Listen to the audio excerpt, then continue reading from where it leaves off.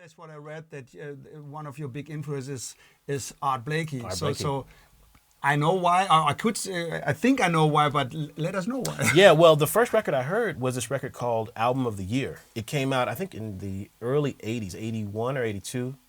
And my dad had, actually, it might have even been later, like 85 or 86, but my dad had a copy of that record, and I checked it out. It was my first time really hearing Art Blakey. And I didn't know much about him. I didn't know, but all I remember hearing was that unmistakable press roll, Right. and his ride cymbal and his attack. And this was later in Art's life when, his hearing had started to fail, and Right. he was, so it wasn't quite the same. The strength of the groove was still there, but it wasn't quite as tight as his previous ensembles. But it definitely sent me sort of down the rabbit hole to find out more about him. So it was that record, and then there was another record that came out. It was a soundtrack to a documentary about Thelonious Monk called Straight No Chaser. And I remember watching the video, listening to that music and thinking, man, I just love the way it felt. I love the way the drums sounded, and I just loved everything about that record. So I just wanted to find out as much as I could. Right. Yeah. And he used to play very brutal. That's what I always liked, like a big backbeat. Art Blakey? Big hitter. Yeah. He was, and he was always grooving. The thing I loved about Blakey was that the groove was always very important to him. Right.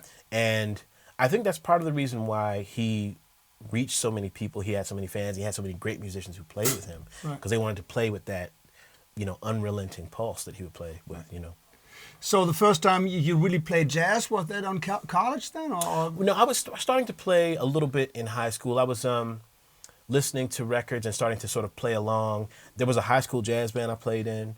But the first time I was really exposed to it was later in college. Yeah, I started to play in the school ensembles, and I started to really dig into the music library. Right. And that's when I discovered, the rabbit hole got deeper, and I discovered Tony with Miles, and I discovered Elvin with Coltrane, and I discovered Jimmy Cobb with Miles too. Actually, the 58 sessions, that band, that's really the record that's much more influential for me. Jimmy Cobb playing that unmistakable quarter note on the ride cymbal. I just love the music that grooved really hard. Yeah. So did you really sit down and transcribe, like note for note stuff? No. Stuff like that? I learned everything by ear. Right. I because I grew up in marching band, I can read music, and I do transcribe occasionally, but most of the stuff that I learned playing the drums was by ear. Because that was my next question. So you played in marching bands, so you had weekly training with rudimentary guys. Hey, beautiful drum nerds all around the world. If you liked that video, please give us some love and click there for subscription. And if you want to see another cool video, click there and you see another cool video. How cool is that? So I hope to see you around. Stay tuned.